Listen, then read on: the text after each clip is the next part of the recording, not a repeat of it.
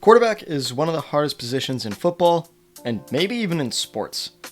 Staying calm under pressure, reading defenses, and having to fit balls into tight windows is an incredulously hard job. Some guys we had high expectations for are not performing up to expectations this season, or quite the opposite.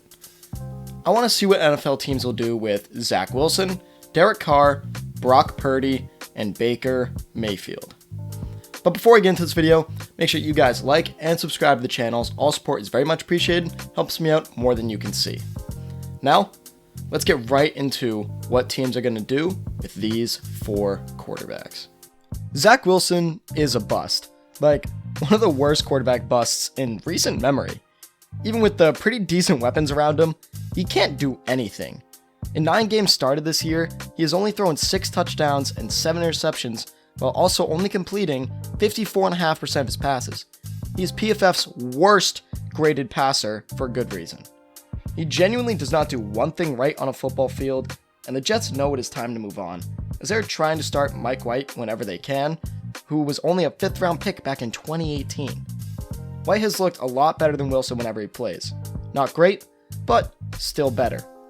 With no future for Zach Wilson in New York, as the coaches have lost faith in his abilities, what is going to happen to Zach? I think it is safe to say he's not a Jet next year. There are a few teams that could take a shot on Wilson, but that means he's going to go to the quarterback wasteland that exists in the NFL right now, which consists of a few teams. Those teams include the Panthers, Saints, Indianapolis Colts, Atlanta Falcons, and Houston Texans. While the Texans will most likely have the #1 overall pick and will not be picking up Zach Wilson, basically leaves us with 4 options. One of these teams will probably take a flyer on him because they have nothing to lose.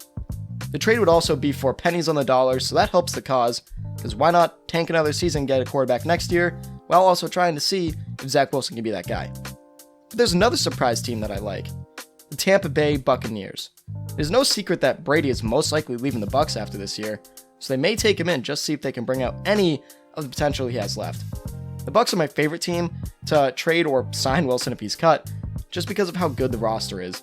So the situation would be the best for him to try to move forward in his career. Now I know I said they have a good roster, but they are not doing well this season. However, in general, when healthy, their roster is pretty good. Realistically, the Buccaneers move isn't going to happen, but it would be pretty cool. He's probably going to be a backup next season. There's also a chance he's not even in the NFL, and that he joins the XFL that's starting up again soon. Derek Carr has been bad. So bad that the Las Vegas Raiders just benched him today for former Patriots legend Jarrett Stidham. Yeah. I love Carr, and I made a video about him in the offseason saying he might win an award, given how good the roster was, or at least how we thought it was. But a lot of players in Vegas have not played up to expectations, or have suffered injuries. The box score numbers do not look awful outside of the interceptions. He has 24 touchdowns, 14 picks, league lead, and tied for a career high, 3,500 yards. But like I said, he's tied for the lead in interceptions. He's 18th in DVOA, 25th in PFF passing grade, and the Raiders are just 6-9, which is way under preseason expectations. It's pretty obvious the Raiders are ready to move on from Carr given the benching, and try to find something younger at the quarterback position. I think that they should go after Jordan Love, but that's a conversation for another day. The Raiders have to trade Derek, because they're just going to have the same team, it's a quarterback with no playoff experience, trying to run it back and make it work. But it will not. Or they could cut him 3 days after the Super Bowl, and it won't be as big of a cap hit. Maybe Josh McDaniels is at fault here, but still, it's time for a new chapter in Vegas. The real question is, where does Carr go? Well, I think the Colts are going to do what the Colts do, and try to bring in another veteran quarterback coming off a down year to be their franchise guy.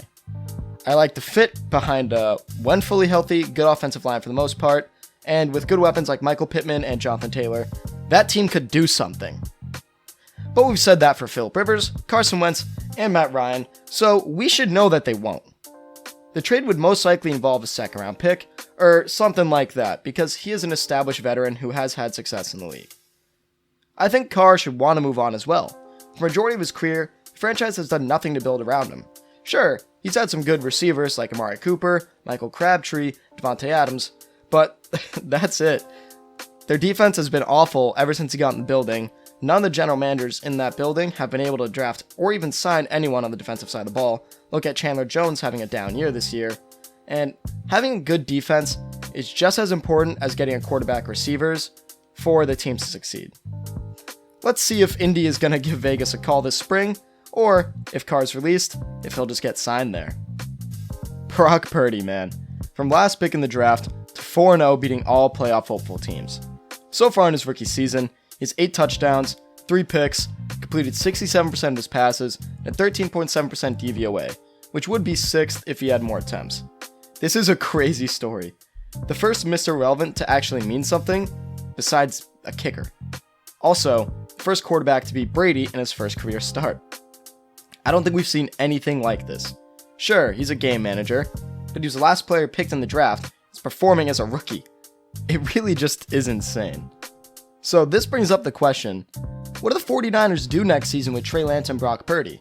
Well, here's what they should do and probably won't do. Start the better quarterback. Whoever wins out in camp and preseason starts. I don't care about draft capital spent on Lance, even though he was my favorite quarterback in that draft, besides Trevor Lawrence, of course. Purdy has a real shot to win that job because he fits the 49ers offense so well. They're averaging 31.5 points per game as an offense with him at the helm. Shanahan has to change the offense around with Lance at quarterback, and I did not like how he used Trey. He used him as a fullback basically, which was part of the reason he got hurt. But with Lance, CMC, and Kittle, blocking of course, the run game would be the best in the league. It depends what Shanahan wants to run on offense next year, but this quarterback battle between Big Cock Brock / Mr. Relevant and Trey Lance will be a very fun one to watch.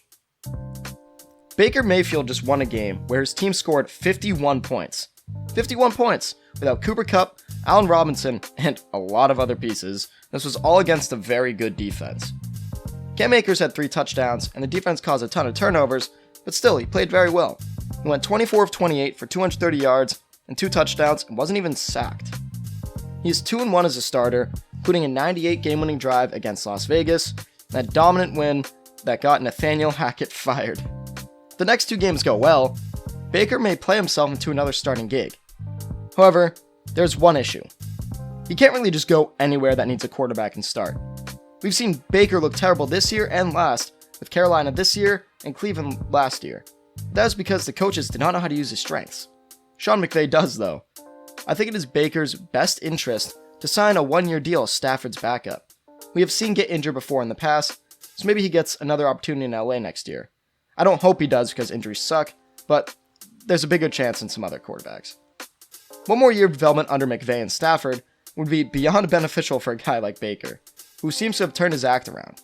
Teammates actually seem to like him now, I guess?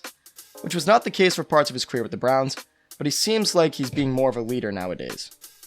But I understand if he wants to sign somewhere else to start, because it'll be more money and he'll be actually playing football. But I genuinely do not think that is the best option for his career. Take the Jameis Winston route, like how he sat under Breeze. And I think he should be starting over Dalton, but that is a topic for another day that I will just rant about. We could also see him go to Indy, similar to Carr, which would make sense as, again, it's a veteran quarterback recycling center. There's some other teams like the Saints, as I previously mentioned, that could use him, but if Dennis Allen is still the coach, it'll just be another Carolina situation all over again. Another team that would make sense is Atlanta. You have Drake London, Kyle Pitts, Cordell Patterson, Tyler Algier. It wouldn't be a bad place to go if you're Baker Mayfield. You got a lot of weapons to play around with there. However, I still hope he stays with McVay. Developing under a coach like that with a Super Bowl winning quarterback in front of you, I think it would help the future of his career more than going somewhere else to start right away. There are some other quarterbacks that I definitely could have put in this video, like Russell Wilson and Daniel Jones, but it's safe to say they're going to stay with their current teams because Daniel Jones performed well this year and Russ has that big contract. But the 4 quarterbacks I mentioned in this video will all have a weird and difficult offseason ahead, whether it's switching teams, trying to impress their coaches, or just trying to develop for their future career. And I wish them all the best because something really good could happen next year for all of these quarterbacks. And with all that being said, that is it for me, guys. Thank you for tuning into Fanatic Sports.